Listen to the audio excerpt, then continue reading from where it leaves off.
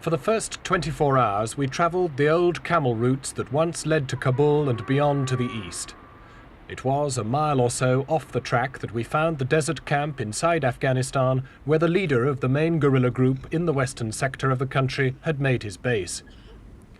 As we sat in his simple Bedouin tent, he told of the war with the Russians. To him, no new battle born of the massive Soviet invasion, but a war which has now been raging for nearly a year. Outside, the guerrilla leader handled a 60-year-old rifle, which represents the standard weapon available to his forces. He is, in fact, a former two-star general who commanded the Afghan Air Force in the west of the country. He left the armed forces after the first pro-Soviet coup 20 months ago. As he left us for prayers, he said his primary motivation for his fight with the Russians was the desire for a free Afghanistan, a country in which the practice of Islam would be sacrosanct. These people are Sunni Muslims, more reserved than their Shiite brethren in neighbouring Iran, but the age-old faith in Islam is central to their way of life.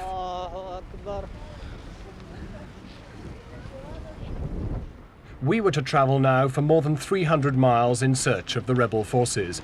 A captured Russian army truck was our transport, bucketing over the first range of mountains before coming down onto the once fertile plains beyond. At dawn on our second day, we began to observe a pattern repeated throughout. Every village and town we approached, totally deserted. The last of the Afghan farmers had fled from here 6 months before, after repeated machine gun and bomb attacks from Soviet planes. The guerrillas claimed that the Russians had been systematically bombarding these villages for more than 9 months, and that now their populations were refugeed on the Iranian border. Little nests of mud-built houses smashed in low-flying machine gun attacks.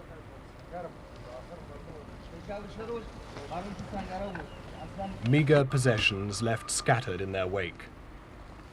And further on, just one house bombed, a signal to the people to get out. Just an abandoned town cat, witness to the fact that only 2 months ago this town was inhabited.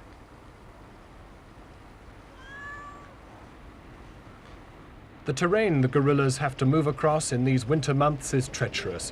Frequently we toiled to free the truck from the soaked desert ground. The Russians control the surfaced roads, so the guerrillas must move on truckless routes, with the constant risk of detection from Soviet aircraft above. We found the guerrillas eventually at night, and in the day they came to the mouth of their valley to greet us. No one had ever come from outside to see them, and they were overwhelmed that people from beyond their borders might care. Across the rock-strewn valley floor, we came first to their tented advance camp. It was early morning, and the Afghans were drinking tea and chattering excitedly. A large contingent had just left for an attack on a Russian convoy traveling on the main road 5 miles beyond their valley. Others were making bread for the day.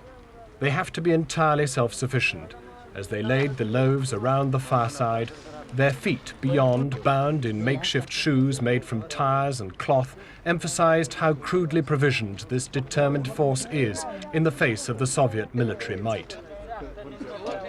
From the base camp, we climbed higher up the valley to the points at which men were in contact with their colleagues beyond, who could see the Russian positions. The valley is set between 2 Russian outposts, Shindand, an airbase, and Farah, a military barracks.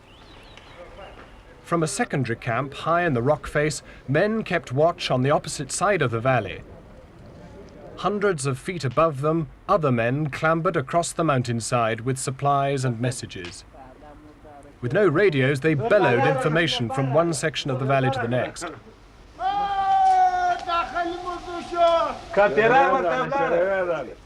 2 lookouts on the top of the valley could see the attack on the Russian convoy far below on the other side. The guerrillas knocked out 2 trucks from 15. The convoy had been moving down the main road to Kandahar. This side of the valley, there was a call. Were reinforcements needed? It seemed not.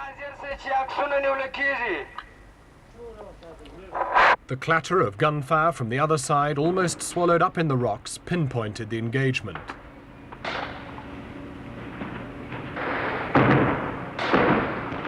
The guerrillas claimed several Russians dead. They take no prisoners. They have killed every Russian they've ever captured.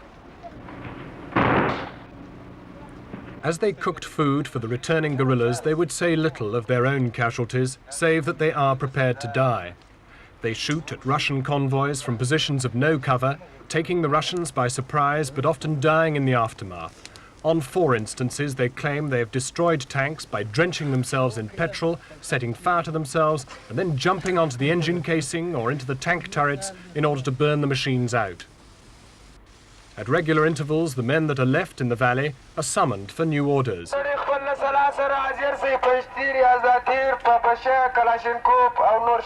As they assemble, it's evident that they are primitively armed, some with weapons used in wars against the British in the last century. What modern weapons they have are captured from the Russians. All colonizing forces have met with great resistance from the Afghans down the years. The Russians are no exception. For the moment, they are meeting with determined resistance from these guerrillas. In this area alone, there are 3 more bases like this one from which daily attacks are carried out.